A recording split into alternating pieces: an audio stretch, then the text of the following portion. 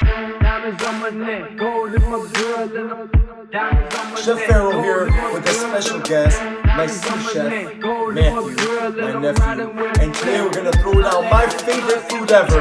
I've never met somebody who doesn't like this food. Gonna make some homemade pizza. Watch this. Diamonds on my neck, gold in my girl, and I'm riding with a tech. Gold in my girl, I gotta holla at the plug, holla at the plug, holla at the, holla at the plug, holla at the plug, holla at the plug. I highly recommend it. Yo, I'm about to eat it all. First thing we're gonna do is make the dough, but first, making the dough gets kind of messy. Put on your favorite apron.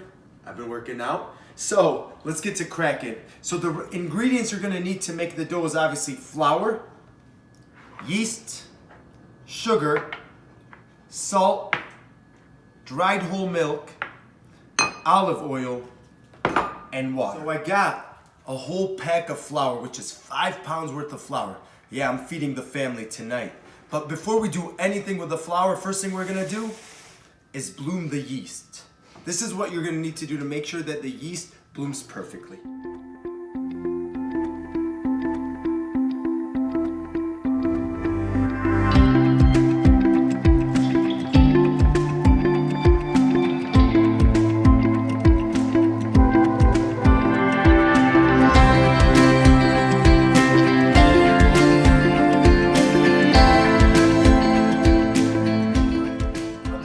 Has bloomed, it's time to work with the flour to create the dough. So in our flour mixture, we're gonna throw in 2 tablespoons of salt, 1 tablespoon of dried whole milk or nido. We're gonna give that a nice little mix. And then you're gonna wanna kind of circle in the center, make a little bit of a hole, toss in 8 tablespoons of virgin olive oil. I'm gonna give that a little bit of a mix. Then throw in the bloom yeast mixture we created in the previous scene and start mixing.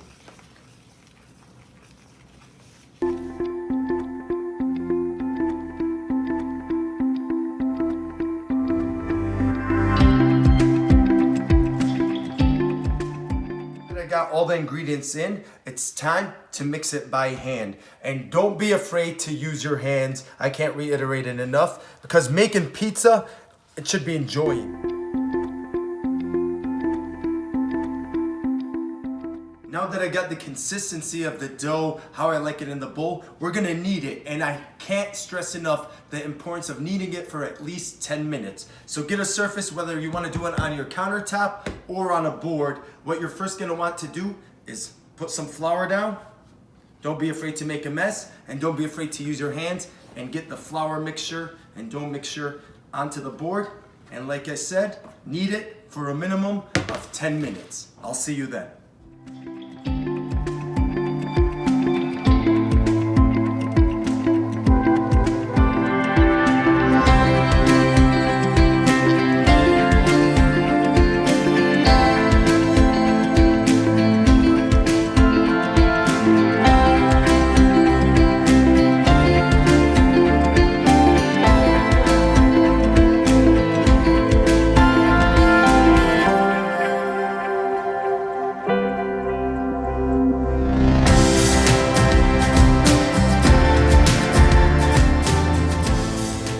Finished kneading the dough for 10 minutes. Check it out.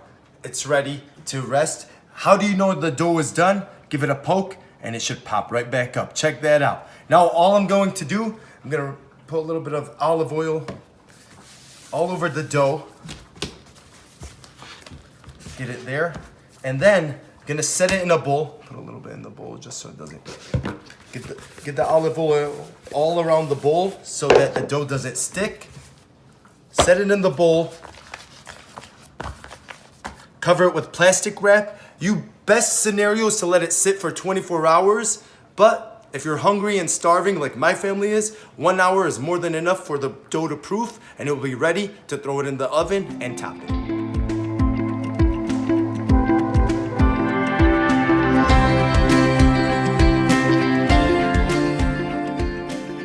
So it's been an hour and the dough has risen.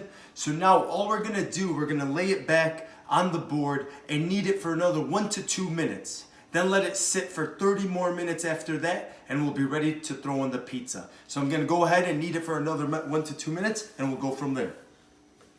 Check that out.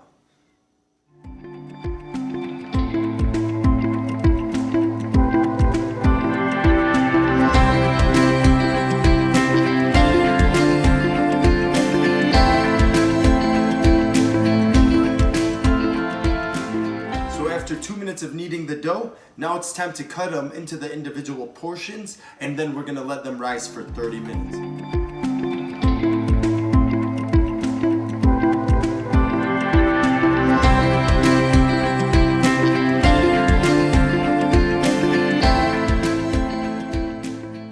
So as the dough is rising, it's time for the best pizza sauce ever. Check this out, let's make it. 2 canned tomatoes or diced tomatoes.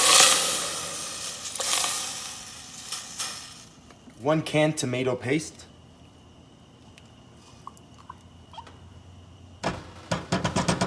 Mix thoroughly.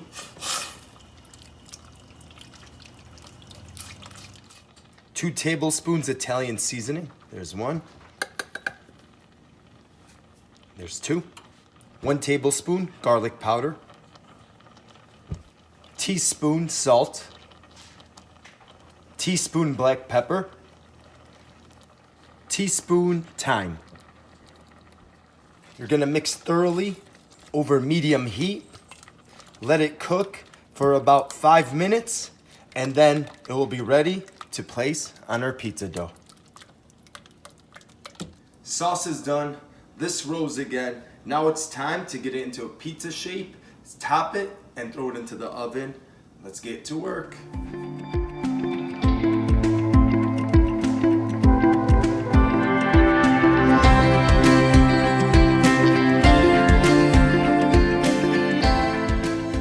So I kneaded out the dough, and I decided to lay it over some aluminum foil. You could also use parchment paper so it doesn't stick when you throw it into the oven. Now, all that's left is to top it.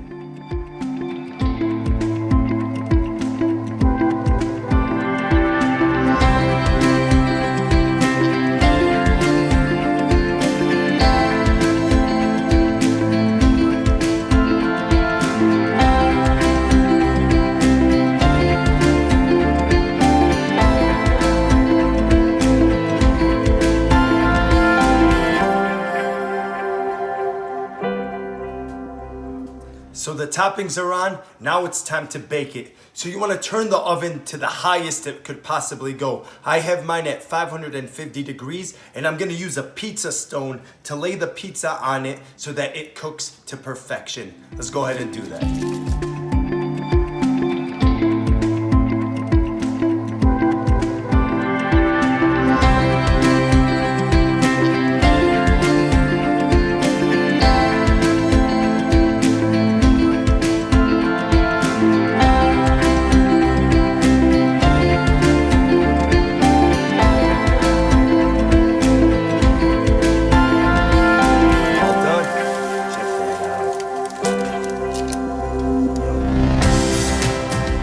There you have it, Chef Faro's homemade pizza. Simple, easy to make recipe, looks beautiful. How does it taste? Let's find out.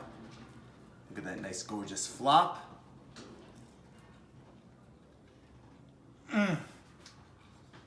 Crust has a nice crisp, absolutely delicious.